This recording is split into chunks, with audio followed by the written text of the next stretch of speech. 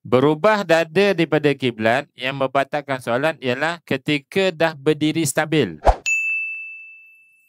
Pergerakan turun, pergerakan naik. Kalau berubah dada daripada kiblat, tidak membatalkan solat. Berubah dada daripada kiblat yang membatalkan solat ialah ketika dah berdiri stabil. Dah berdiri elok ni beralih atau batal. Ataupun dah duduk stabil. Maksudnya dah duduk, tak kira macam mana cara duduk kan.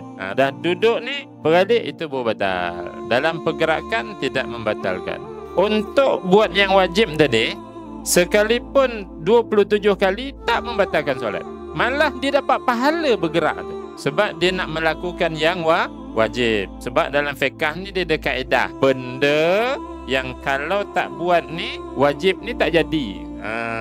Maka bendanya dia wajib. Jadi bila pergerakan wajib dalam solat, walaupun 40 kali tak batal solat. Yang batal tu puan yang 3 kali tu kalau macam ni, tak perlu. Pergerakan besar yang tak perlu. Yang tu 3 kali turut-turut batal lah. Boleh